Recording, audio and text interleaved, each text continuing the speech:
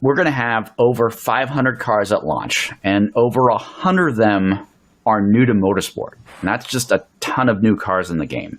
Absolutely. On top of that, every car has been reworked to pair with our new tech and our rendering engine. So things like the new shaders and the materials optimized for ray tracing, and a completely new sourcing method that Gabe talked about that allows us to replicate paints into an incredible detail that we haven't had before. And on top of that, some new damage modeling. You can see here some dirt and grime buildup that simulates these high and low pressure points on the car body. It looks so realistic, and ultimately we end up with some of the most incredible looking cars. We also know that the community really wants to see more race cars, especially newer spec models. We've heard that feedback loud and clear.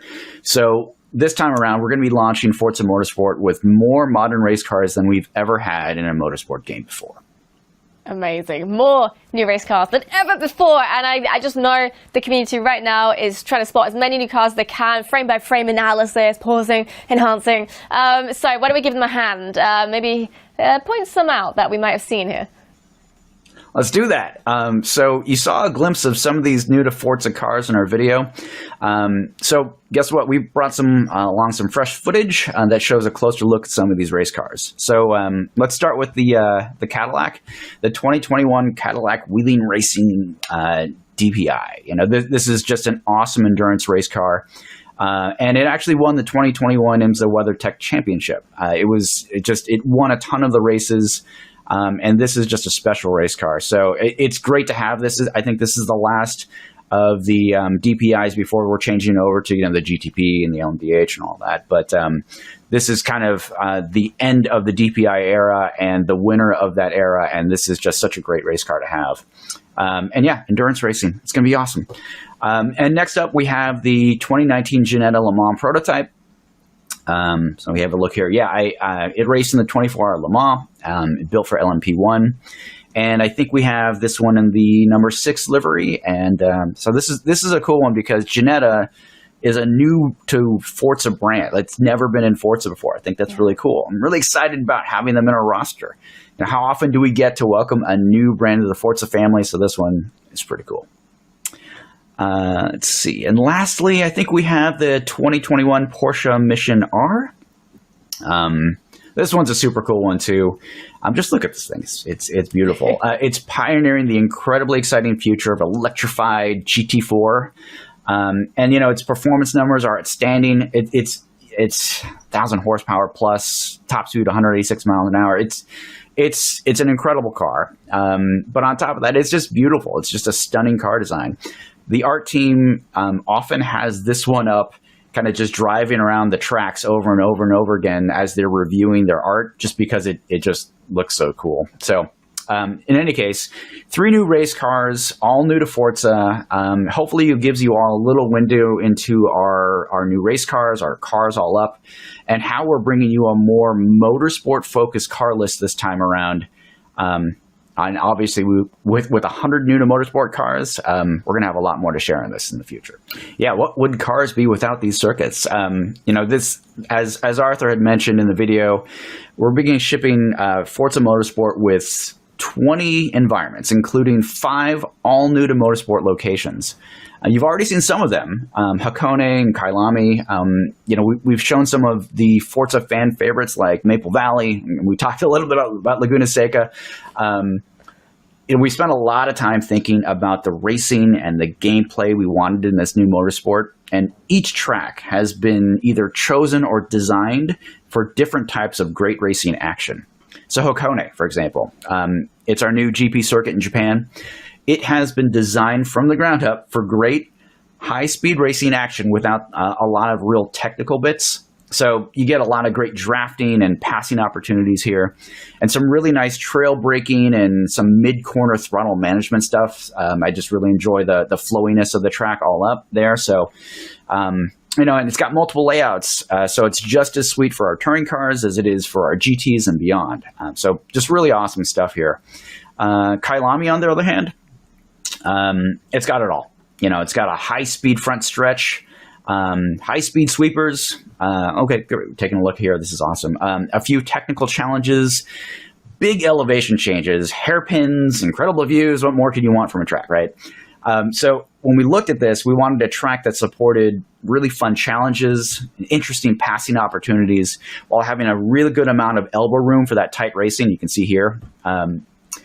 That's awesome. So it's my new favorite track. So sorry, Laguna Seca, you're taking the backseat on this one. I've just enjoyed this one so much in multiplayer and our career. Just super excited about bringing this one to everyone. And lastly, I just want to make a note about our physics improvements as we're talking about Kailami. But I think Kailami is such a great proof point for all of the tire model and suspension improvements we've made. Like the curbs, I know I talk about curbs a lot, but they're just so approachable here.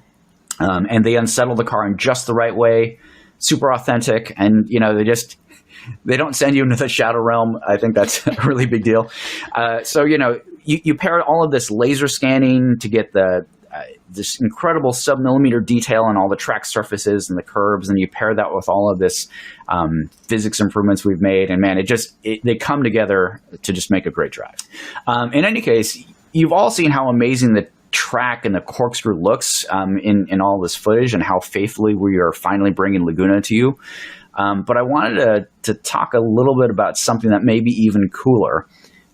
So the track team, when I was there, the track team walked me around one of the parking lots that you can walk around today, stopped me in the middle of it and just kind of pointed around, and we walked around and said, hey, look, this is actually where the track used to be. Like the track used to drive through this area. Wow. And this was before they added the Andretti hairpin that we all know and love, and it makes the track kind of look like a monster with a mouth open, that whole mouth open part, it just didn't exist back in the 60s. And you can't race it anymore in real life, right? It just doesn't exist. But you can in our game. So we've added this historic layout, and it's pretty cool. It's like rediscovering your favorite track again. So Forza has always been awesome for those what-if scenarios, and just imagine what you can do with like early race cars and the historic layout, and you can relive the modern historics in our game. That's pretty cool. Yeah, from the start, we had clear goals around what we wanted this game to be, what this new player experience was going to be like, and it led us down so many different paths of having to completely rebuild the game in different areas. And a great example, our Forza Tech engine has just made some incredible leaps into how the game supports things like ray tracing at 4K 60, tons of optimization changes, advancements to really make that happen. And that's not it. Like we have some other cutting edge features like ray tracing global illumination, RTGI. You saw some of that in the video. It's incredible. And all of this new environment work, it just shows up as stunning visuals. But then you add the new dynamics like time of day that we're supporting, fully dynamic time of day, weather, track temperatures, pressure being modeled, rubbering in on the track surfaces, drying lines. These are all like really core gameplay experiences that are also visual experiences. So you put that all together, and you just have this incredible tool set to experience the tracks like never before, and have just unending different tracked experiences, right? So you can even do things like, hey, you want to experience a 24-hour endurance race, a 24-hour day-night cycle in 24 minutes? Sure thing. Do your short endurance race. We can do that now. We support all of that. And of course, physics. So you've heard me talk about this before. Tire model. It's the core gameplay. It's the rubber meets the road. Completely rebuilt. We used to have that single point of contact at 60 hertz. Now we have 8 points of contact per tire at 360. Just a huge leap in our tire model fidelity. You can feel it. It's the core of the gameplay experience now. It's awesome. On top of that, the different racing tire compounds, you've probably seen soft, medium, and hard, and things like F1. We support all of that now. Completely rebuilt suspension modeling, weight modeling now that includes the fuel, and also supports ballast adjustments that we hadn't had before. This is awesome. Completely redone braking. So pretty much everything that affects our vehicle dynamics have been completely rebuilt. Awesome. So, we've made some of these big breakthroughs here, and the team isn't done. That's, I think, what's incredible. There's so much to do. We've always had great physics and that great Forza feel, but now there's just a ton more depth to the driving, while also making it much easier for our newer drivers to have fun, be successful, and find and push past their limits. So I think Gabe in the video talks about it as like, it's just more rewarding to drive. And I agree. It just, driving in the game makes me smile. That's awesome. And lastly, I wanted to touch on something that you saw in the video, but we haven't really specifically talked to it. Massive improvements, completely rebuilt AI. It is as fast as our fastest drivers now, without any boosts or cheats or hacks. And you're going to hear a lot more details about that later.